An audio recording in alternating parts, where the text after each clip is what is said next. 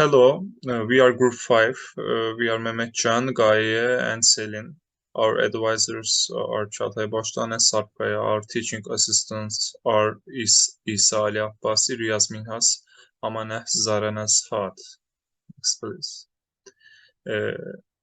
Our system has 3 layers.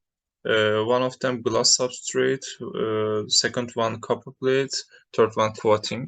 Copper plate is conductive layer, coating is insulator layer, and we want to acquire electroadhesive force from this system. Next, please. We use spin coating for coating insulator layer, and our recipe titanium isopropoxide based solution, and we measure the thickness, roughness, and roughness with AFM, SEM, and ellipsometry devices. Also, we made experiments. After these experiments, we discuss the results and we make developments on our system. Next slide.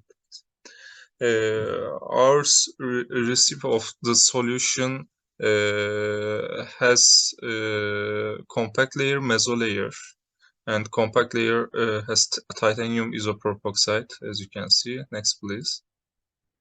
And we classified our coating numbers and its parameters. Actually, concentration, one of the important parameter, and plasma treatment, one of the important parameter. You can see with this diagram. Next, please. In order to develop our system, we monitor the surface of our copper plate with scanning electron microscope, and we saw horizontal lines due to the effect of manufacturing process, and we decided to do metallography to smoothen the surface topography. Next, please. These are our AFM results of copper plate after metallography. It is obvious that the metallography decreased the roughness value, which is to 3.75 nanometer. Next, please. This is the AFM result of our coated copper plate. Actually, our goal is to below the 20 nanometer, and average roughness value is 2.37 nanometer. Next, please. This is our thickness measurement of coating with AFM. We scratched the coating and made obvious transition from coating to copper plate, and we monitored it with AFM. Thickness of the compact titanium isopropoxide layer is 100 nanometer. Next, please. In order to be sure about the thickness and measure the dielectric constant, we use the ellipsometry. You can see the related formula at the right side. From the refractive index, we can reach the electrical permittivity of TTIP and dielectric constant of TTIP. Next, please. This is our prototype video. It's 15 volts, and we can feel the vibration.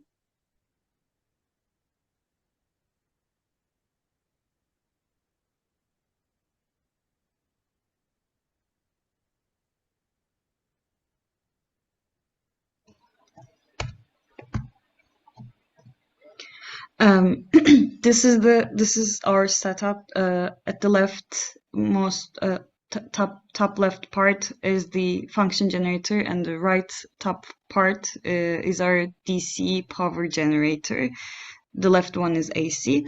At the middle, you can see the silver box. It is our amplifier, and you can see our hands trying out our copper plate in the below part. We conducted a threshold experiment. It is the procedure. We cleared the environment of any outside noise and distraction with using headphones and white noise inside the headphones. We have AC voltage level updated according to the participant's answer. Our starting voltage is 60 volts with 120 hertz frequency. If a participant gives an input indicating no haptical feeling, the system increases the level of voltage and does the vice versa in the other case, so that you can determine the threshold value for haptical sensation. This is our mathematical modeling of the system. First, we modeled the layers of all of the coatings. We have the insulating layer, and below it we have the copper plate. We have the stratum corneum as your fingertip. We have the air gap due to the roughness of human fingertip. This is the equivalent capacitance between two modeled conductive layers. You can see we modeled each of these three layers as capacitors in series. We've used the existing literature research to get these equations. You can see the electrostatic attractive force between your finger and the copper plate. So this is the results from our mathematical modeling. We wrote a code with respect to the equation you can see here, electrostatic attractive force. This is the it takes the input from the electrical permittivity, which is decided with the ellipsometry device, and the thickness of your coating as well, and the voltage given to the system is decided by you too. This is the force and time. As you can see, the force, the threshold values for the force is 0.1 and 0.8. It's sinusoidal, so they are consistent with the with the formula. Threshold experiments and results. You can see this is the first participant. This is the it is as low as 8 volts. This is the second participant results.